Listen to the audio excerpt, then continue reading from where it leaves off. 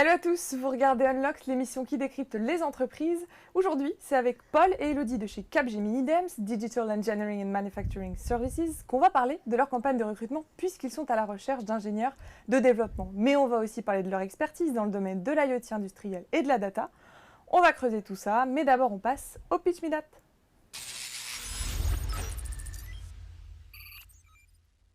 Bonjour.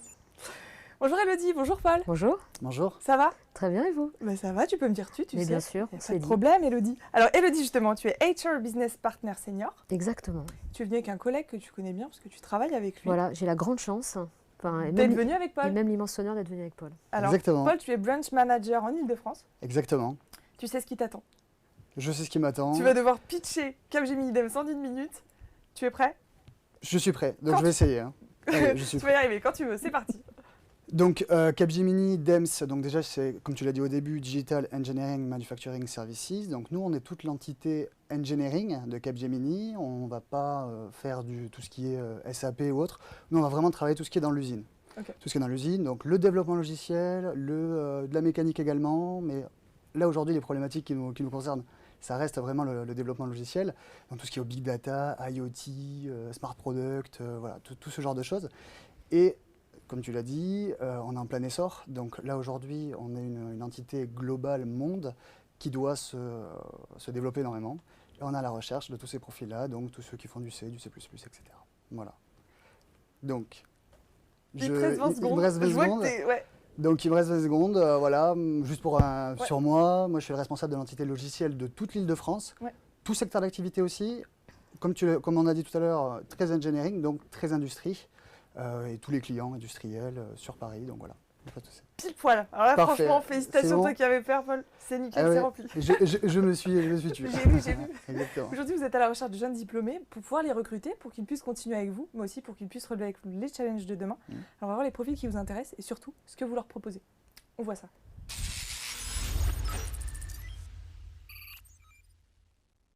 Ok. Alors, quels sont les profils que vous recherchez? Est-ce que vous tournez plutôt vers des écoles spécifiques, des universités? Comment ça se passe? Alors, tu me regardes, donc j'imagine, Ouais, là, c'est mon tu tour. Je vais pitcher en 30 secondes. Donc, sur les profils, on cherche des profils plutôt techniques, ingénieurs ou bac plus 5 universitaires. Donc, il y a la partie technique, il y a des tests d'ailleurs pour quand même observer un peu le niveau.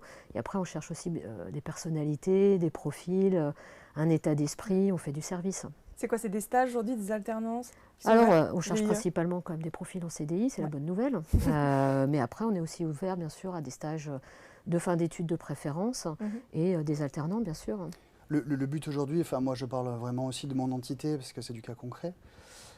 On intervient donc sur de l'alternance, sur du stage, ça y a aucun problème, mais on mise vraiment sur les gens. Le but c'est aussi d'intégrer les personnes après une alternance, de leur proposer un CDI par la suite, parce que déjà la personne est testée, elle connaît aussi les process de la société, du groupe Capgemini, et elle connaît aussi parfois les clients. Donc ça permet de gagner aussi du temps. Mais effectivement, aujourd'hui, il y a énormément de postes à pourvoir chez Capgemini, que ce soit en CDI, que ce soit en alternance, que ce soit en stage, et même en contrat de professionnalisation. Et est-ce qu'il y a des choses à maîtriser pour intégrer Capgemini DEMS? Vous m'avez parlé de l'anglais au téléphone. Vas-y, l'anglais, c'est... Un groupe international, aujourd'hui, certes français, mais l'anglais est un avantage, hein, ça c'est clair. Hein, c'est-à-dire qu'on est un groupe international, on est 200 000 dans le monde, donc ça peut aussi ouvrir des opportunités de mission en Europe, à l'étranger. Et on travaille aussi avec des clients internationaux. Donc l'anglais, c'est vraiment un langage courant maintenant.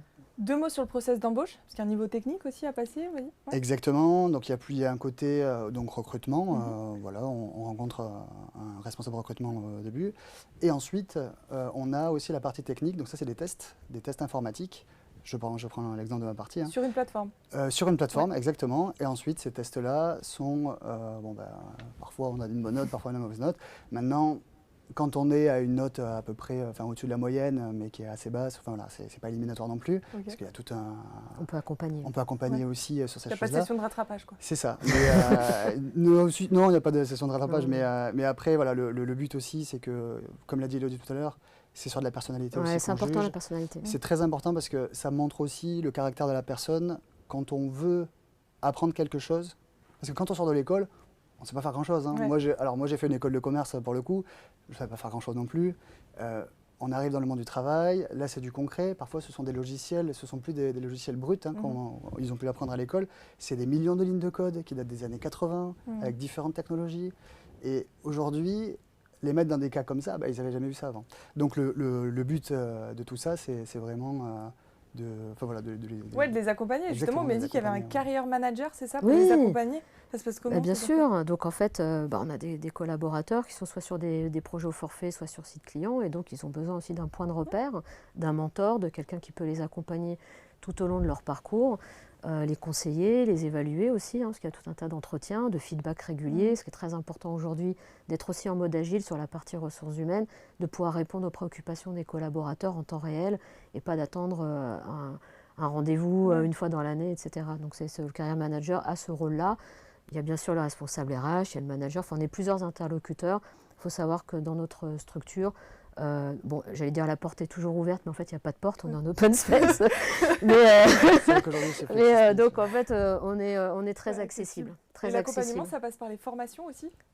Alors la formation, il faut savoir que chez Capgemini, on fait partie d'un groupe quand même, hein, donc nous on est DEMS, mais on a la chance de faire partie d'un groupe avec tous les dispositifs. Donc on a une université.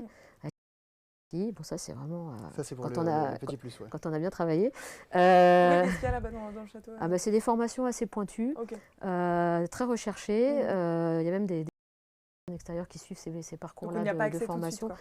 On peut avoir accès en fait, mais c'est quand on chasse les talents entre guillemets et quand on a vraiment repéré des personnes qui peuvent s'épanouir pleinement dans notre structure, on les accompagne aussi sur la partie leadership. Et une chose intéressante, vous m'avez dit qu'il y a des formations qui sont focus sur les soft skills. Ah bien sûr, alors leadership, c'est du soft skill pur. Exactement. Donc on a pour tout type de profil, c'est pas réservé qu'aux managers. Donc en fonction, en fait c'est vraiment le potentiel de la personne qu'on essaie d'identifier au plus tôt. Donc ça peut être dès le démarrage, on va dire au bout de 2 ans quand même, hein, le temps d'apprendre aussi son métier. Tout le monde n'y va pas et puis le temps qu'on arrive à identifier, on met du temps, on est long un peu. Hein. Non, je plaisante. Donc en fait, il faut mériter sa formation. Exactement. C'est un peu ça. En fait, il faut mériter, il faut en tout cas être capable de se mettre en valeur à un moment pour qu'on puisse aussi observer. Hein. On n'est pas avec dans la durée. Voilà, mais pas le faire juste un coup comme ça sur 3 jours, non, il faut être aussi dans la durée. Et puis le but aussi, c'est, donc comme tu le disais, le château Capgemini, mais aussi, avant d'aller là-bas, on a une plateforme en fait, où tout le monde peut se former tout le temps, donc ça s'appelle My Learning, et c'est sur l'ordinateur, donc chaque employé chez Capgemini a un ordinateur portable, et il peut accéder à n'importe quelle formation dessus. Donc ça, c'est aussi un avantage de ne pas attendre forcément une session. Donc, il y a une université, il y a une école depuis cette année donc, qui propose des cursus de 4 mois, des cursus certifiants. Donc là, on démarre sur la thématique PLM, mais ça va s'étendre l'année prochaine sur d'autres thématiques. Et donc ça, c'est accessible pour nos collaborateurs. Donc ils sont dédiés à 4 mois d'études sur une thématique qui est très porteuse aussi. Alors c'est pas Paul qui la gère, mais elle est également porteuse. Après, on a un institut qui propose beaucoup de thématiques, soit en présentiel, soit en e-learning. Le e-learning est aussi c'est accessible à tous, n'importe quand, pendant son temps de travail. Si on a envie de développer des sujets qui n'ont pas de lien direct avec sa mission, on peut avoir accès à n'importe quel moment, effectivement. Donc sur la formation, on est pas mal positionné. C'est pour ça que vous m'avez dit que vous étiez dans une entreprise en évolution constante et que vous favorisiez le dialogue. Alors on évolue dans un monde en constante évolution, donc en fait nous on s'inscrit dans ce monde-là, et donc en fait il faut qu'on soit tous en capacité, quelles que soient nos générations, de s'adapter, de continuer à apprendre, être en capacité d'apprendre constamment jusqu'à la fin de son parcours professionnel qui maintenant est à une horizon assez lointaine. Aujourd'hui, nous, c'est vrai qu'on est sans avoir si vous ne formez pas, c'est impossible de continuer la cadence, clairement. Et aussi, il y a les partenariats avec tous les autres grands groupes. Hein. Je parle d'Asso Systèmes, je parle de Java sur Oracle, etc. Donc tous les gros partenariats qu'on a, parce qu'on est un grand groupe, on a beaucoup de chance d'avoir tout ça. Hein. Et c'est pour ça qu'après, vous avez vraiment des formations certifiantes sur une plateforme en e-learning, ce que vous n'aurez pas ailleurs. Ça veut dire que c'est des parcours sur mesure ? Oui, on peut faire des parcours sur mesure. Bien sûr, la carrière, elle est sur mesure. Et j'ai même envie de dire, c'est le collaborateur qui insuffle sa carrière. Et nous, on est là pour l'accompagner, pour lui apporter des opportunités, des perspectives en lien avec son ambition ses capacités aussi, son potentiel, mais c'est lui qui nous donne l'impulsion de sa Oui, c'est sûr. carrière. Il faut l'aiguiller aussi parfois. Et justement, comment on trouve son équilibre au sein de Capgemini Dems, un équilibre entre vie pro, vie perso? Alors, franchement, c'est pas très difficile. En vrai, Ouais. On fait comment? déjà, on a un droit à la déconnexion qui est complètement établi. Parce que, bon, c'est la législation, mais après, il faut que ça soit inscrit dans la culture. C'est complètement inscrit dans notre culture. Après, on est assez souple sur les horaires, etc. Bien sûr, en respectant quand même le minimum. Légal, hein, bien sûr. Voilà, mais on est souple parce qu'on fait confiance. On part du principe que chacun est autonome, responsable de son activité, et que s'il a besoin d'aide ou d'accompagnement, on est là aussi pour lui apporter du soutien. Et vous m'aviez dit que vous aviez un partenariat avec l'association Elle Bouge. Oui. Alors ça, on a un gros partenariat, donc je pense qu'Élodie... Oui, alors en fait, ça tu peux s'inscrit dans une démarche globale parce qu'on a une responsabilité sociétale importante chez Capgemini. Il y a beaucoup de bénévolat auprès d'une vingtaine d'associations et Elle Bouge fait partie de cette association, enfin de ces associations avec lesquelles on est partenaire, pour dispenser en fait un peu ce que c'est que le numérique, la technologie auprès de la population féminine dans les lycées. Ok. Voilà, parce qu'on voudrait féminiser cette Féminiser activité. le métier d'ingénieur. Exactement. Qui est encore, Ça commence à prendre. Juste pour information, on était à peu près à 10% de féminisation dans le monde industriel. Okay. En termes de développement. On cherche logiciel. à développer justement la féminisation qui apporte aussi un autre regard, une autre approche. Et voilà, la diversité, on est très sensible. On espère qu'il y a beaucoup de femmes qui vont vous envoyer vos CV à Mais la fin on en serait vraiment ravis. à la fin de cette on émission. accepte toutes les candidatures. Bah justement, Bien je vous sûr. ai posé beaucoup de questions, je ne suis pas la seule. On va maintenant prendre les questions des étudiants. C'est parti. C'est parti. Super.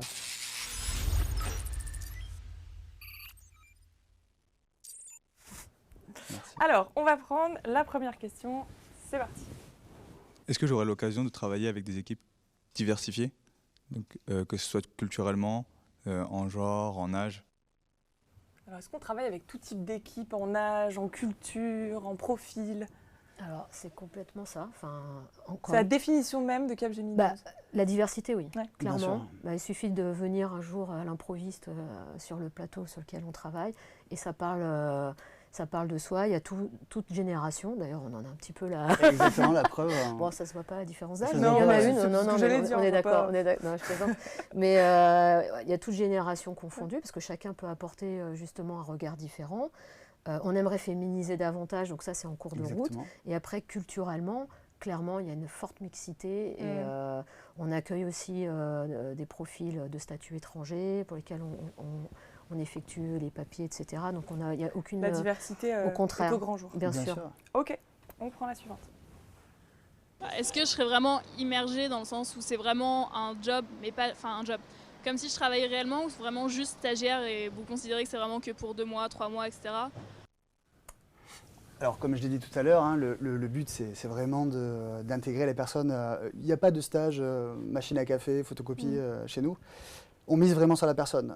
Je peux donner certains exemples. Le lab, notamment. Le lab, exactement. En début d'année dernière, j'ai créé un lab d'innovation. Bon, voilà, c'était un peu une recette, hein, un peu de sel, un peu de poivre. On ne savait pas trop comment ça allait fonctionner. Et on s'est dit, plutôt que de faire un lab pur et dur avec des personnes en CDI, on va le faire en pépinière. Okay.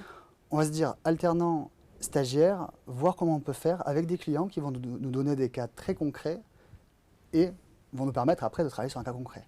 Aujourd'hui, le lab représentait 9 personnes, 8 personnes étaient embauchées en CDI, stagiaire, alternance, confondus. Une personne, on n'a pas décidé de la garder parce que ça ne correspondait pas en termes d'image de Capgemini. Mais pour dire que non, le but c'est vraiment d'investir sur les gens et pas du tout de faire... Des recruter, de continuer avec eux en fait. C'est ça, on ne veut plus miser sur des gens qui viennent forcément de l'extérieur au bout de 10 ans, on veut miser sur la personne en tant que telle à la base. Voilà. Ok, on n'ajoutera rien à ça, on prend la suivante. Est-ce que vous avez des opportunités de travailler à l'étranger? Alors oui, bien sûr. Un groupe de 200 000 personnes présents aux États-Unis, enfin en Amérique du Nord, partout. Pas trop en Afrique, mais après partout dans le monde. Il y a des missions en Afrique. Il y a des missions en Afrique, mais après, on est vraiment présent sur tous les continents. Hein. Donc, non. Dès le stage, dès l'alternance. Alors, le stage, après, il y a des raisons plutôt contractuelles. On ne peut pas se permettre non plus d'envoyer quelqu'un comme ça en stage. Par contre, une alternante, j'ai l'exemple dans mes équipes, c'était une chef de projet. Donc, alors, chef de projet, attention, c'était plutôt gestionnaire d'un petit projet, que nous avons envoyé en Belgique. Parce qu'elle voulait définir, voilà, elle voulait voir ce que c'était la Belgique, à moitié français, à moitié anglais, et puis voilà, donc ça s'est fait il y a mois d'août, Ok. et elle est revenue, puis elle est restée en CDI chez nous. Donc non, il y a vraiment beaucoup d'opportunités, et nos clients sont aussi internationaux. Je prends l'exemple d'Airbus. Airbus n'est pas que à Toulouse ou en France, il est présent partout dans le monde, même aux États-Unis. Donc voilà, donc c'est comme ça qu'il faut voir les choses, et même il vaut mieux savoir parler l'anglais, parce qu'on ne sait jamais, on peut On ne aller à sait jamais l'international. pour les opportunités qui peuvent être Exactement. là. On continue. Est-ce que la proportion d'hommes et de femmes est la même? Alors, la question, malheureusement, on a répondu tout à l'heure, hein, En fait, on aimerait. on est représentatif du nombre de femmes ingénieurs Aujourd'hui. voilà, formées. Donc, on est autour de 20% aujourd'hui. Et on se donne donc les moyens, dès le lycée, en fait, de générer des vocations, en fait, parce que c'est ça qu'il faut faire aujourd'hui. Il faut casser les codes, surtout. Voilà. C'est comme le petit garçon avec le 4x4 et la fille avec la dinette. Il faut peut-être inverser les rôles et voir. Et je pense vraiment que ça Donc on fera- est aujourd'hui limité par le nombre de femmes formées aux métiers techniques. Mais on travaille dès la source. Voilà. Donc Aux il faut États-Unis, attendre les résultats. on est quand même sur le double de femmes. Ok. Bon. On prend la dernière question. Est-ce que c'est important d'avoir une autre langue en plus de l'anglais? Alors c'est toujours un plus. C'est toujours un plus. C'est vrai que dans les pays où on est présent, je veux dire l'Amérique du Sud, l'espagnol, le portugais, c'est un plus, très clairement. Toutes les langues en fait, parce qu'on Mais peut travailler en toutes les Chine, langues, hein. on peut travailler en Inde, on travaille beaucoup avec l'Inde, parce qu'on a une grosse activité, une grosse structure Capgemini en Inde. Donc toutes Et les c'est langues sont les toujours bienvenues. l'anglais. Après, est-ce que c'est important? Non, mais c'est intéressant. Bah justement, par rapport à ça, on va prendre cette dernière question qui me semble intéressante. Do I need to be fluent in French? Quand on est en France, oui. Parce que on a eu certains cas, c'est vrai qu'il y a des clients qui sont un peu réfractaires aussi. En fait, il faut maîtriser les deux. Quoi qu'il en soit, de base, il faut parler français ou anglais. Ça, c'est clair. Après, évidemment, à l'international, plutôt l'anglais. Mais en France, ou même en Europe en règle générale, il vaut mieux parler la langue du pays, plus l'anglais. C'est toujours un plus. Sinon, on aura du mal à se faire accepter, malheureusement. S'il y a une bonne base, on peut accompagner aussi en termes de formation, parce qu'on a aussi des formations en français. Mais c'est vrai qu'il faut déjà avoir un bon niveau de français, quoi. Donc, tout à l'heure, Paul, tu parlais de cas pratique. Là, ça va être ton moment. Tu vas pouvoir nous expliquer Exactement. un des projets sur lesquels je suis en train de travailler. On passe au cas pratique.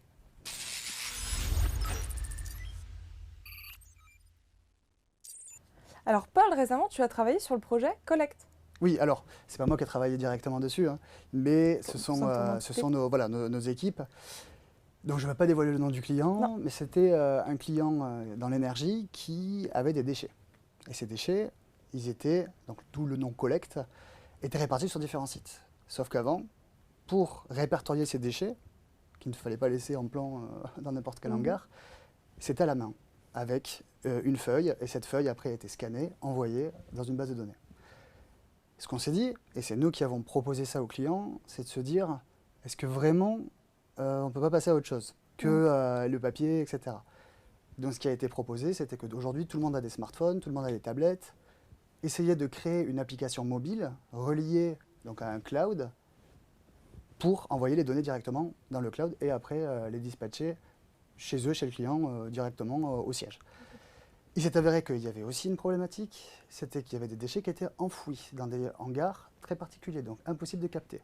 Ok. Donc on a dû trouver une astuce, au final on l'a trouvé, c'était de mettre des puces RFID pour qu'on puisse collecter la donnée tout court en fait, et après une fois qu'on est à l'extérieur, dire voilà j'ai clipsé 3, 4, 5 déchets et les voici avec les codes barres qui étaient reliés sur les plateformes des déchets. Voilà. Donc ça, ce sera avec des ingénieurs. À quel moment un jeune arrivant, il prend part au projet? Alors c'est un très beau projet parce qu'en fait on est parti de rien du tout. L'application mobile n'existait pas. Le cloud, le choix du cloud, c'est nous qui avons dû le faire. Et l'architecture, après de tout ça, le client n'avait aucune idée. Il nous a donné son avis, mais très clairement, on n'était pas. Enfin, il a choisi la nôtre et non pas sur le cas sur lequel il était parti lui.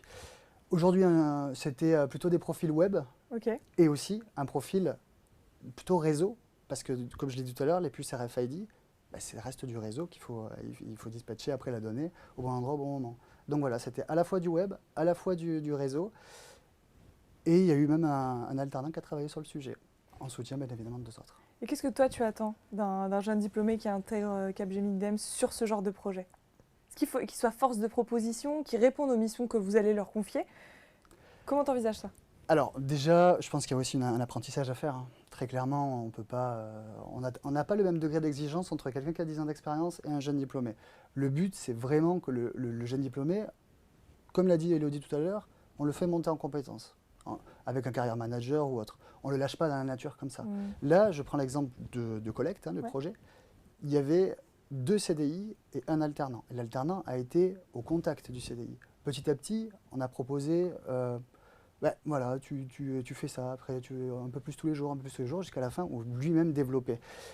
Pour un jeune, un junior en CDI, c'est un peu la même chose, c'est-à-dire qu'on va lui donner un petit bout au début pour qu'il comprenne, pour qu'il s'imprègne. On va lui donner toutes les docs aussi pour qu'il puisse y arriver.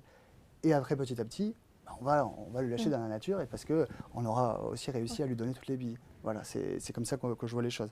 Et après, bien évidemment, le but aussi, c'est de proposer un parcours associé à la personne.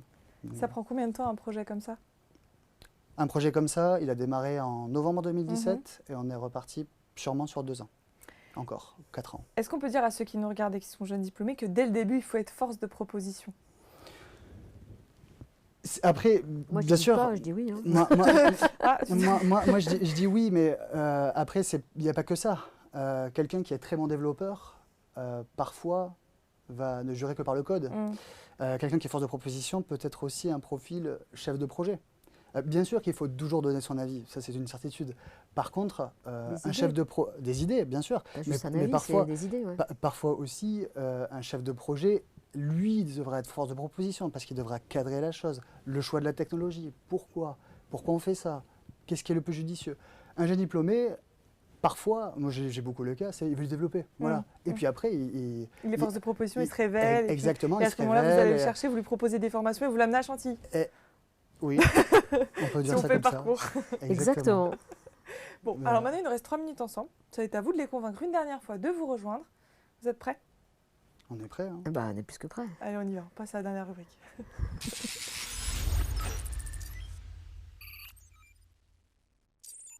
Alors, vous êtes venus avec une vidéo. Je vous propose qu'on la regarde. On la commente après. C'est parti.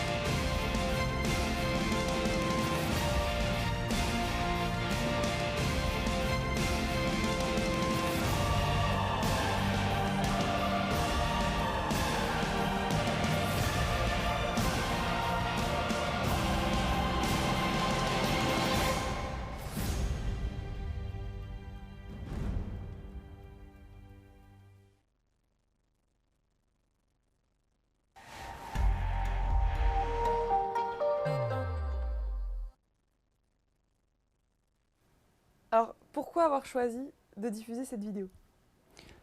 La vidéo parle d'elle-même. Ce qu'on voulait montrer, c'était tout ce qu'on faisait dans tous les différents secteurs. Parce que Capgemini intervient partout, que ce soit dans l'automobile, dans l'aéronautique, le spatial, la défense, absolument partout. Et voilà, on voulait montrer la diversité, que voilà, on pouvait à la fois faire une voiture connectée, Ouais. que un objet, un outil pour les agriculteurs, voilà, tout ce genre de choses. Et que voilà, c'est l'avenir aussi. C'est vraiment, la vidéo parle d'elle-même pour moi. Hein. Alors je sais pas ce que... Élodie. Oui, voilà, si tu- c'est le message, c'est si vous êtes curieux, vous avez envie de découvrir plusieurs secteurs d'activité, travailler en équipe dans un cadre agréable, je pense que vous êtes les bienvenus. Bon, bah, si vous les avez convaincus, chez vous, sachez que vous pouvez postuler sur capgemini.com ou sur jobteaser.com. Merci à tous les deux Merci d'avoir été beaucoup. Merci, là, de nous Louisa. avoir donné envie d'intégrer. J'espère. J'espère en tout cas. J'espère que vous aurez plein de CV. Et chez vous, comme d'habitude, je vous donne rendez-vous très vite pour un nouveau live.